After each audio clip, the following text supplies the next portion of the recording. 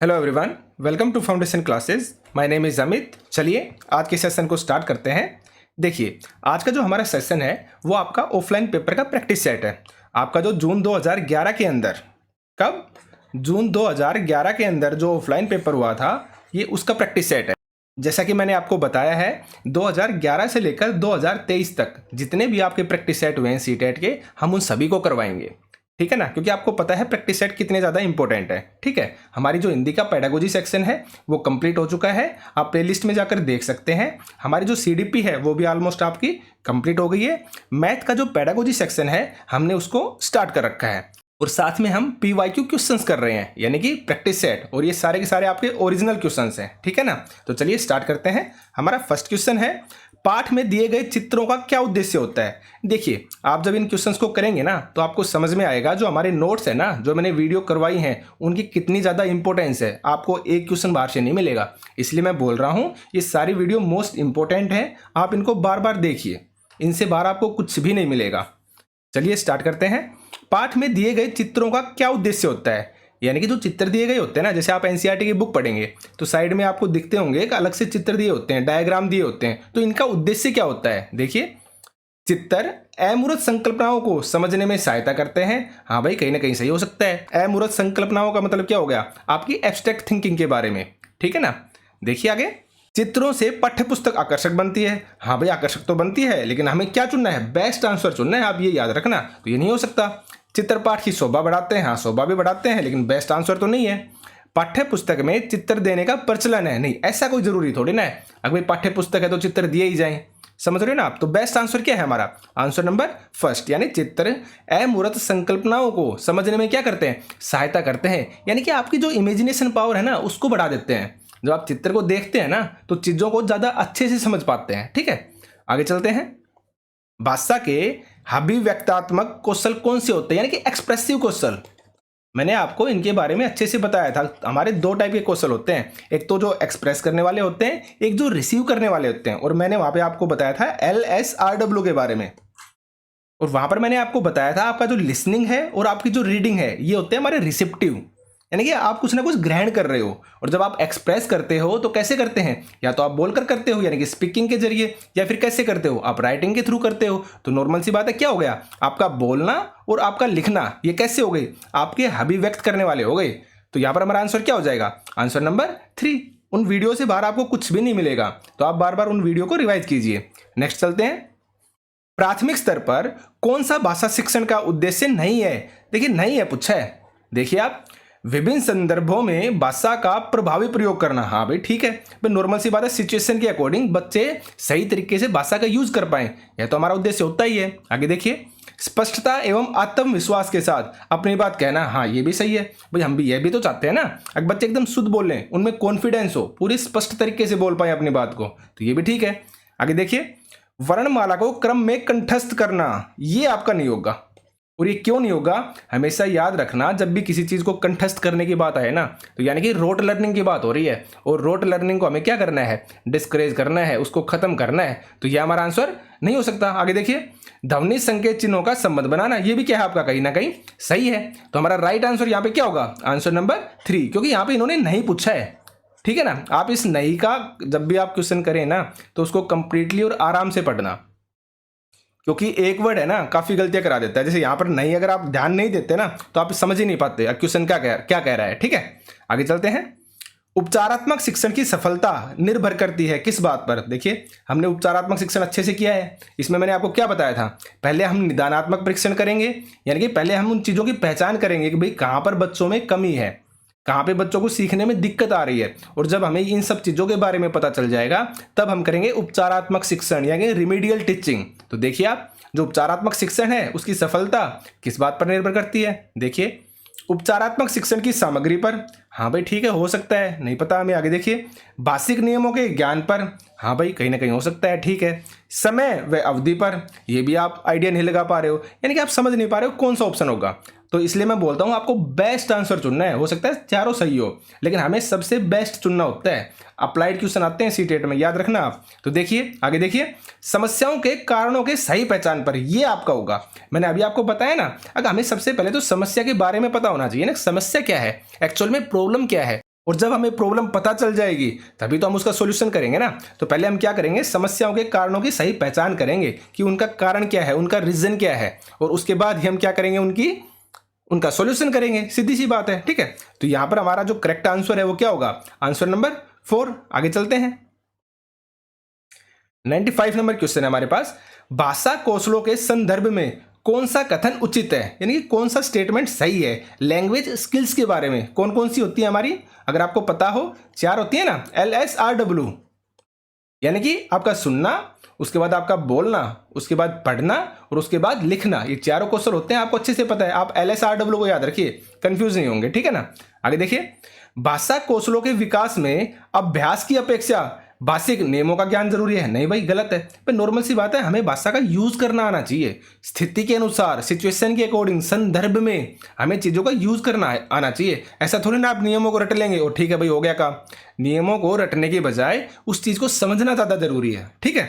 आगे देखिए, विद्यालय में केवल पढ़ना लिखना कौशलों पर ही बल देना चाहिए। गलत है भाई, नॉर्मल सी बात है, हमें तो चारों कौशलों पर बल देना है। आगे देखिए, बच्चे केवल सुनना, बोलना, पढ़ना और लिखना कौशल क्रम से ही सीखते हैं। देखिए गलत है, क्योंकि केवल आ गया भाई, सिर्फ और सिर्फ इस तरीके से भाषा थोड़ी ना सिखाई जाती है। पहले बच्चा सुनेगा, बोलेगा, भाई ठीक है, पैटर्न यही है हमारा LSRW, लेकिन जरूरी नहीं है सिर्फ और सिर्फ हम ऐसे ही करें, क्योंकि यहाँ पे इन्होंने केवल लगा दिया, तो केवल का हमेशा गलत होता है। लास्ट देखिए, भाषा के चारों कौशल परस्पर क्या होते हैं। देखिए मैंने आपको बताया है, अब केवल जब भी आएगा ना तो वो गलत होगा, क्योंकि भाषा को सीखने का सिर्फ और सिर्फ यही तरीका नहीं होता है, और भी तरीके हैं भाषा को सीखने के, ठीक है। नेक्स्ट देखिए, भाषा के चारों कौशल परस्पर क्या है, अंतर संबंधित है। ये आपका 100% राइट होगा, ठीक है ना, क्योंकि चारों कौशल का आपस में क्या है, संबंध है भाई, रिलेशन है। आगे देखिए, एक बहुसांस्कृतिक कक्षा में आप एक भाषा शिक्षक के रूप में किस प्रकार या किस बात को अधिक महत्व देंगे।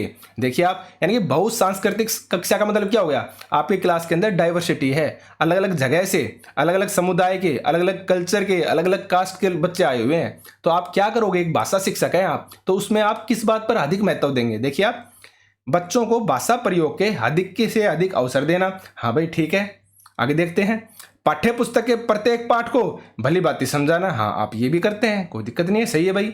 बच्चों को व्याकरण सिखाना। हाँ व्याकरण भी आप सिखाते हैं। और स्वयं शुद्ध भाषा का प्रयोग, हाँ ये भी आप करते हैं। अब देखिए इनमें सबसे बेस्ट कौन सा है भाई, आप भाषा शिक्षक हैं और बच्चों क्या है क्लास में, बहुसांस्कृतिक कक्षा में बच्चे हैं, यानी कि डाइवर्सिटी है क्लास में, तो सबसे बेस्ट आंसर चुनना है हमें। तो क्या होगा वो, देखिए आप, बच्चों को भाषा प्रयोग के अधिक से अधिक अवसर देना। भाई नॉर्मल सी बात है, हमारा उद्देश्य क्या है, बच्चों को भाषा सिखाना है ना, बच्चों का डेवलपमेंट है ना, तो बच्चों से रिलेटेड आंसर देंगे हम। हाँ ये भी आपका हो सकता है, स्वयं शुद्ध भाषा का प्रयोग करना, ठीक है ना, लेकिन बेस्ट कौन सा होगा, बेस्ट होगा आपका फर्स्ट नंबर, क्योंकि हमें बच्चों के अनुसार सोचना है, बच्चों को अवसर देना है, क्योंकि बच्चों को सिखाना चाहते हैं हम, ठीक है। आगे चलते हैं, हिंदी की कक्षा में प्राय हिंदीतर भाषी बच्चे हिंदी सीखने में अधिक कठिनाइयों का प्रयोग करते हैं या सामना करते हैं। देखिए हिंदीतर का मतलब क्या होता है, हिंदी के अलावा अलग लैंग्वेज बोलने वाले, ठीक है। हिंदीतर का मतलब होता है हिंदी के अलावा अलग लैंग्वेज बोलने वाले। तो देखिए हिंदी की कक्षा में प्राय हिंदीतर भाषी बच्चे हिंदी सीखने में क्या कर रहे हैं, कठिनाई का सामना कर रहे हैं। क्यों, देखिए आप, प्राय हिंदी और उनकी मातृभाषा की संरचना में अंतर होता है। हाँ ठीक है भाई, फिर भी हम आगे देखते हैं, वे मन लगाकर हिंदी नहीं सीखते हैं। गलत है भाई, ऐसा नहीं हो सकता।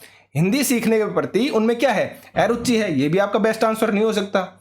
हिंदी बहुत कठिन भाषा है, नहीं ये भी आपका बेस्ट आंसर नहीं हो सकता। तो सबसे बेस्ट आपका क्या होगा, ऑप्शन नंबर 1, यानी कि प्राय हिंदी और उनकी मातृभाषा की संरचना में क्या होता है, अंतर होता है, तो इसलिए वो अच्छे तरीके से नहीं सीख पाते हैं, ठीक है।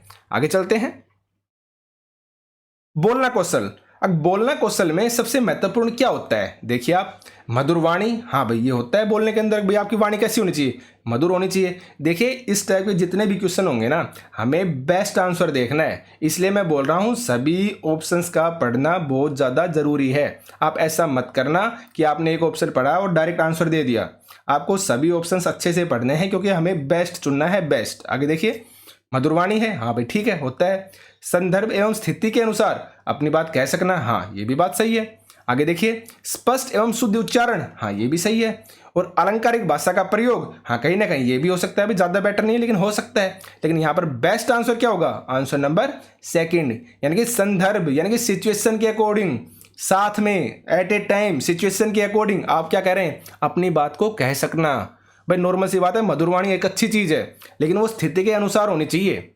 आपको ये देखना पड़ेगा कब आपको थोड़ा सा क्या बनना है, स्ट्रिक्ट बनना है, और कब आपको एकदम नॉर्मल रहना है, मधुर रहना है, फ्लेक्सिबल रहना है, ठीक है ना। तो सबसे बेस्ट क्या होगा, जब आप अपनी बात को सिचुएशन के अकॉर्डिंग, संदर्भ के अनुसार जब लोगों से कह पाए ना, तो वो एक्चुअल में आपका बोलना कहलाता है। ऐसा नहीं है आप कभी भी कुछ भी बोल रहे हैं, ठीक है ना। हो सकता है आपके सामने ऐसी सिचुएशन हो जहाँ पे आपको चुप रहना है, लेकिन आप वहाँ पे भी क्या कर रहे हैं, अपना ज्ञान दे रहे हैं, आप चुप हो ही नहीं रहे हो। तो ये क्या है, ये एक्चुअल में कौशल नहीं होता। बोलना कौशल तभी कहलाएगा जब आप एक स्थिति के अकॉर्डिंग, एक संदर्भ में अपनी बात को कह सकें। तो यहाँ पे हमारा जो राइट आंसर है वो क्या होगा, आंसर नंबर सेकंड। देखिए एक चीज़ आप याद रखिए, जो मैं साइड में एक्सप्लेनेशन देता हूँ ना, जो मैं आपको समझाता हूँ ना, ये मोस्ट इंपॉर्टेंट होती है। अगर आप चाहो ना तो इनको लिख भी सकते हो, जैसे जैसे मैं बोलता हूँ ना, तो आप वैसे वैसे चीज़ों को लिख भी सकते हैं। इससे जब आप बार बार अपने नोट्स को रिवाइज करेंगे ना, तो आपको समझ में आएगा कि हाँ इस चीज़ का मतलब ये है। ये क्वेश्चन आपको कहीं से भी मिल जाएंगे, आप इनको कर भी लोगे, लेकिन एक्चुअल में बात है इस तरीके से समझना, ताकि आपके माइंड में वो चीज़ सेट हो जाए। ठीक है, आगे चलते हैं। एक समावेशी कक्षा में कौन सा कथन भाषा शिक्षण के सिद्धांतों के प्रतिकूल है। प्रतिकूल का अनुकूल का मतलब क्या होता है, अकॉर्डिंग, जैसे कि यानी कि जैसा आप चाहते हैं। प्रतिकूल का मतलब होता है अपोजिट, ठीक है ना, जो चीज आपके सामने है ना उसके एकदम अपोजिट चीज। तो देखिए एक समावेशी कक्षा में कौन सा कथन भाषा शिक्षण के सिद्धांतों के क्या है, प्रतिकूल है, यानी कि अपोजिट है। देखिए आप, व्याकरण के नियम सिखाने से बच्चों का भाषा विकास शीघ्रता से होगा। हाँ कहीं ना कहीं भाई हो सकता है, आगे देखते हैं।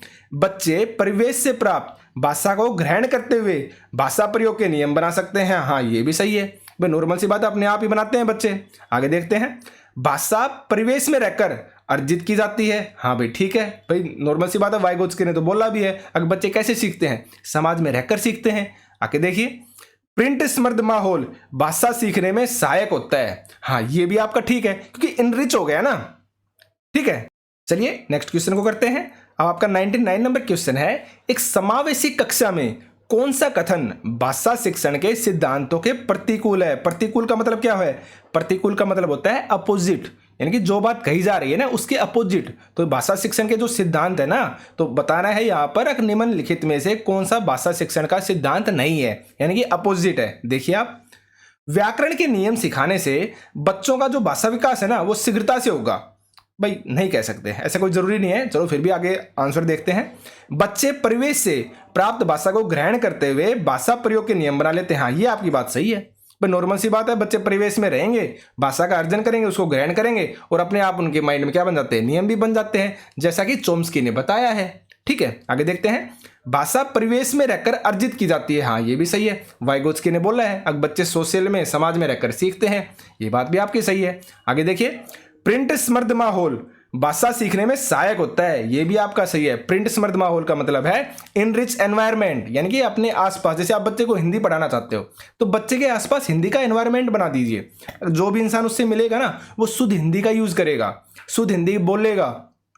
सामने आपके सामने टीवी चल रहा है या मीडिया चल रहा है या मोबाइल चल रहा है, उसमें भी क्या कीजिए आप, शुद्ध हिंदी वाली चीजें चलाइए। तो बच्चे के आसपास ऐसा माहौल क्रिएट कर दीजिए कि बच्चा उस चीज को ही सुने, उस चीज को ही समझे। तो यह चीज भी क्या है, सीखने में सहायक होती है। लेकिन देखिए आप फर्स्ट ऑप्शन को देखिए, ये चीज 100% करेक्ट नहीं है। अगर आपने बच्चों को व्याकरण के नियम सिखा दिए तो वो भाषा भी अच्छे से सीख जाएंगे, जल्दी सीख जाएंगे। ठीक है ना, तो यहां पर हमारा जो राइट आंसर है वो क्या होगा, आंसर नंबर फर्स्ट। आगे देखिए, कहानी सुनाने से बच्चों की, देखिए कहानी के चैप्टर हम कर चुके हैं, जो भाषा की विधाएं हैं ना उसमें मैंने कहानी, प्रस्ताव, हर चीज के बारे में अच्छे से डिटेल में डिस्कस किया है। डायरी के बारे में, नोटिस के बारे में, आप उन वीडियो को जाइए प्लेलिस्ट में देखिए, उनसे बाहर आपको कुछ भी नहीं मिलने वाला है।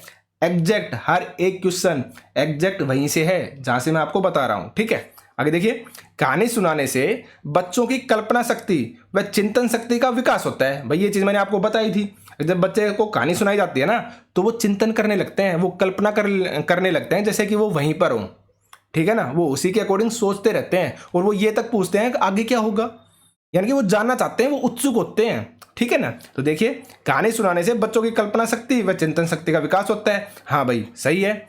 बच्चे प्रसन्न होते हैं, ये बात भी सही है। बच्चे कक्षा में एकाग्रचित होकर शांत बैठते हैं। हाँ ये गलत है, भाई ठीक है, स्टोरी सुनते समय वो शांत रहेंगे, लेकिन करेक्ट आंसर नहीं हो सकता। आगे देखिए, बच्चे अनुशासित रहते हैं, हाँ ये भी कहीं ना कहीं सही है। भाई कहानी को सुन रहे हैं तो शांत रहेंगे और डिसिप्लिन में रहेंगे, लेकिन हमें चुनना है बेस्ट आंसर। तो बेस्ट क्या होगा? ऑप्शन नंबर फर्स्ट, यानी कि जब बच्चों को कहानी सुनाई जाती है ना, तो उससे उनकी कल्पना शक्ति का, उनकी चिंतन शक्ति का क्या होता है? विकास होता है। आगे देखिए, बच्चों के लेखन कौशल का मूल्यांकन करने के लिए कौन सी विधि बेहतर हो सकती है? देखिए, लेखन कौशल के बारे में बात कर रहे हैं हम। अगर हमें ये देखना है कि बच्चों का जो लेखन कौशल है ना, जो राइटिंग स्किल है ना, वो अच्छे से डेवलप हो, तो उसके लिए हमें क्या करना चाहिए? देखिए आप, सुंदर लेखन का अभ्यास। भाई सुंदर लेखन से लेखन कौशल का थोड़ी ना पता चलेगा, आप तो सुलेख करवा रहे हो, यानी कि ये पता चलेगा कि हाँ बच्चा सुंदर लिखता है। भाई बच्चा सिर्फ अपना नाम भी सुंदर लिख सकता है, ठीक है ना, तो उससे लेखन कौशल का कंप्लीट थोड़ी ना पता चलेगा। आगे देखते हैं, तो ये आपका नहीं हो सकता। आगे देखते हैं, अपने अनुभवों को लिखना, हाँ ये आपका हो सकता है, चलो फिर भी आगे देख लेते हैं। श्रुत लेख, यानी कि सुनकर लिखना, ये भी ठीक है। भाई लेखन कौशल का मूल्यांकन कर रहे हैं ना, तो ये भी आपका हो सकता है। आगे देखिए, पाठा आधारित प्रश्नों के उत्तर लिखना, ये नहीं हो सकता। पर नॉर्मल सी बात है, यहाँ पे सीमित चीज हो गई। आपको क्या चाहिए? ब्रॉड की तरफ जाते हैं हम हमेशा, ठीक है। तो हमारा यहाँ पर राइट या बेस्ट आंसर कौन सा होगा? Answer number second. क्यों होगा? भाई नॉर्मल सी बात है, अपने अनुभवों का लिखने का मतलब है अगर आपके साथ दैनिक जीवन में, डेली जीवन में जो भी घटना होती है ना, भाई आपसे ये पूछा जाए, अगर एक प्रस्ताव लिखिए, आपसे बोल दिया गाय पर प्रस्ताव लिखिए या अपने दोस्त पर प्रस्ताव लिखिए, तो वहां पे आप चीजों को रटोगे कहीं ना कहीं, ठीक है। लेकिन यहाँ पे अपने अनुभवों को लिखना, अब ये कोई बोल देना आपसे, अगर आप अपने अकॉर्डिंग कैसे भी चीजों को लिखिए, आपके जो दैनिक जीवन में जो भी आपके साथ घटना हुई है ना, आप उसका वर्णन कीजिए, तो ये चीज आप ज्यादा अच्छे से कर पाओगे। किसी चीज को रटने की बजाय आपके जो अनुभव होंगे ना लाइफ के, उनको आप ज्यादा अच्छे से एक्सप्लेन कर पाओगे, ज्यादा अच्छे से लिख पाओगे। तो इसलिए हमारे यहाँ पर बेस्ट आंसर क्या होगा? Answer number second. आगे चलते हैं, एक भाषा शिक्षक के रूप में सबसे बड़ी चुनौती क्या होती है? सबसे बड़ी चुनौती की बात कर रहा है, समस्या की बात नहीं कर रहा है, चुनौती की बात कर रहा है। देखिए आप, बहुभाषी कक्षा के शिक्षण के लिए उचित रणनीतियां तय करना, हाँ भाई ठीक है। बच्चों को भाषा सीखने के महत्व से परिचित कराना, हाँ ये भी आपका कहीं ना कहीं हो सकता है। आगे देखिए, बच्चों की भाषा को संचार साधनों के प्रभाव से मुक्त रखना, भाई मुक्त थोड़ी ना रखना है, हमें तो क्या करना है? बढ़ावा देना है, तो ये तो आपका नहीं हो सकता। भाषा संसाधनों का क्या है? अभाव है, हाँ ये आपका हो सकता है, ठीक है। लेकिन बेस्ट आंसर तो ये भी नहीं है आपका। तो हमारा राइट आंसर क्या होगा? बहुभाषी कक्षा के शिक्षण के लिए उचित रणनीतियां तय करना, क्योंकि नॉर्मल सी बात है, अलग अलग स्टेट से, अलग अलग जगह से बच्चे आए हुए हैं, तो आपको हर किसी के अकॉर्डिंग सोचना है, आपको हर बच्चे को साथ लेके चलना है। तो सबसे इसके लिए सबसे बेस्ट आपको क्या करना होगा? अगर आप रणनीतियां कैसे बनाएंगे जिसमें हर बच्चा इंक्लूड हो, हर बच्चे को आप शामिल कर सके, तो सबसे बड़ी चुनौती क्या है? ऑप्शन नंबर फर्स्ट है, जहां पे आप रणनीतियां बनाते हैं कि आप क्लास में क्या पढ़ाएंगे और किस तरीके से पढ़ाएंगे, ठीक है। तो यहां पर हमारा जो राइट आंसर है वो क्या होगा? Answer number first. आगे चलते हैं, भाषा शिक्षण में पाठ्य पुस्तक का क्या रोल होता है? देखिए, पाठ्य पुस्तक के बारे में मैंने एक चीज बताई थी। अब भाई ये पाठ्य पुस्तक है ना, आवश्यक होती है, क्या होती है? एक संसाधन भी है ये, और क्या है? एक साधन भी है। ये सारी चीजें मैंने पाठ्य पुस्तक के बारे में आपको लिखवाई हैं, आप उन वीडियोस को देखिए। और मैंने ये भी बोला था, अब सब कुछ पाठ्य पुस्तक ही नहीं होती है, ठीक है। पाठ्य पुस्तक इंपॉर्टेंट है, आवश्यक है, हम मानते हैं, लेकिन सब कुछ पाठ्य पुस्तक ही नहीं होती, पाठ्य पुस्तक के बाहर भी ज्ञान होता है, ठीक है ना। तो देखिए आप, भाषा शिक्षण में पाठ्य पुस्तक के बारे में पूछा है, अनावश्यक है, गलत है भाई, अनावश्यक थोड़ी ना, आवश्यक तो होती है। एकमात्र संसाधन है, ये भी आपका गलत है, क्योंकि एकमात्र लिख दिया, यानी कि केवल, केवल जहां पर भी आएगा वो आंसर हमेशा आपका गलत होता है, ठीक है। साध्य है, ये भी आपका नहीं होगा। तो क्या है आपका? साधन है। पाठ्य पुस्तक क्या है? साधन। अब साधन और साध्य के अंदर आपको डिफरेंस पता होना चाहिए। एक आपका क्या है? साध्य है, और एक है आपका साधन। साधन वो होता है जो आपकी सहायता करे, क्या करे? जो आपकी सहायता करे किसी भी काम को करने के लिए, वो तो होता है आपका साधन। और साध्य होता है, साध्य हम बोलते हैं उद्देश्य को, यानी कि जो आपका लक्ष्य है, हम लक्ष्य को बोलते हैं साधन। तो पाठ्य पुस्तक हमारा लक्ष्य थोड़ी ना है, हमारा साध्य थोड़ी ना है। पाठ्य पुस्तक क्या है? एक साधन है, एक सहायक है, ठीक है। आगे देखते हैं, तो यहां पर हमारा आंसर, राइट आंसर क्या होगा? Answer number 4। आगे चलते हैं, गृह कार्य के बारे में कौन सा कथन उचित है? देखिए, गृह कार्य, बच्चों को हम गृह कार्य देते हैं जब स्कूल में जाते हैं, देते हैं ना। तो देखिए इसमें क्या इंपॉर्टेंट है, देखिए गृह कार्य देना अति आवश्यक है, हाँ भाई कहीं ना कहीं सही है। गृह कार्य अभिभावकों को व्यस्त रखने का उत्तम साधन है, गलत है भाई। भाई अभिभावकों को व्यस्त थोड़ी ना रखना है, हमें तो बच्चों पे ध्यान देना है ना। आप ऐसा गृह कार्य दीजिए अब बच्चे बिना किसी के हेल्प से उसे खुद कर सके। भाई अभिभावकों को व्यस्त करने का क्या मतलब है? ठीक है, आगे देखते हैं। बच्चों की क्षमताओं स्तर के अनुसार गृह कार्य देना चाहिए। हाँ, ये भी आपका कहीं ना कहीं सही है। गृह कार्य कक्षा में किए गए कार्य का अभ्यास मात्र है। हाँ, ये भी आपका कहीं ना कहीं क्या है, सही है, लेकिन हमें चुनना है बेस्ट आंसर। तो बेस्ट आंसर यहाँ पे क्या होगा, देखिए आंसर नंबर 3। अब बच्चों की क्षमताओं के अनुसार, उनके स्तर के अनुसार आपको गृह कार्य देना चाहिए, ताकि बच्चे बिना किसी की हेल्प से उसको खुद कर सके।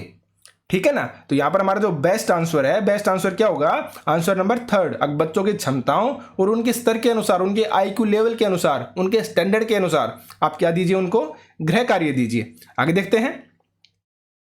प्राथमिक स्तर पर बच्चों की भाषा शिक्षा के संदर्भ में निम्न में से कौन सा कथन असत्य है। देखिए असत्य पूछा है, आप क्वेश्चन को हमेशा ध्यान से पढ़ना। वहां पे सत्य पूछ रहा है या असत्य पूछ रहा है, नहीं पूछ रहा है या हाँ पूछ रहा है। ठीक है ना, आप इन चीजों को याद रखना, कभी भी जल्दबाजी मत करना। टीचिंग लाइन में टाइम की कमी नहीं होती है, तो जल्दबाजी नहीं करनी है, हमें चीजों को अच्छे से समझना है। ठीक है, देखिए आप फर्स्ट ऑप्शन है आपके पास, सुधार के नाम पर की जाने वाली टिप्पणियों व निरर्थक अभ्यास से बच्चों में क्या होती है, अरुचि उत्पन्न हो सकती है। हाँ, ये चीज आपकी सही है भाई।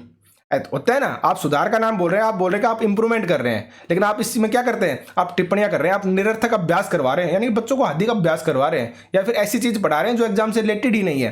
तो क्या है, वो एक निरर्थक अभ्यास है ना, इससे बच्चों में क्या होगी भाई, अरुचि उत्पन्न होगी, उनका इंटरेस्ट नहीं होगा, वो समझ जाएंगे कुछ समय बाद, अगर ये चीज तो इंपॉर्टेंट है ही नहीं, वो बोरिंग महसूस करेंगे, और उनका जो इंटरेस्ट था ना वो उस सब्जेक्ट में क्या हो जाएगा, खत्म हो जाएगा। तो ये चीज तो कहीं ना कहीं सही है आपकी। आगे देखिए, बच्चे समृद्ध भाषा परिवेश में सहज और स्वतः रूप से भाषा में क्या करेंगे, परिमार्जन कर लेंगे। यस, ये चीज किसने बोली है, ये आपकी बोली है वाइगोत्स्की ने, और ये आपकी किसने बोली है, आपकी चोम्स्की ने भी बोली है। ठीक है, यानी कि बच्चे सहज तरीके से क्या करते हैं, भाषा का अर्जन करते हैं, और भाषा परिवेश में रहकर सीखना मतलब वाइगोत्स्की ने बोला था। आगे देखिए, बच्चे भाषा की जटिल व समृद्ध संरचनाओं के साथ विद्यालय में आते हैं। हाँ, ये भी क्या हो सकता है आपका भाई, कहीं ना कहीं सही है। अगर बच्चे भाषा की जटिल और समृद्ध संरचनाओं के साथ विद्यालय आते हैं, हाँ उनको पता होता है, उनको ज्ञान होता है, तो कहीं ना कहीं सही हो सकता है भाई। आगे देखिए, बच्चों की भाषा संकल्पनाओं और विद्यालय में प्रचलित भाषा परिवेश में विरोधाभास ही भाषा सीखने में सहायक होता है। विरोधाभास का मतलब होता है एकदम अपोजिट,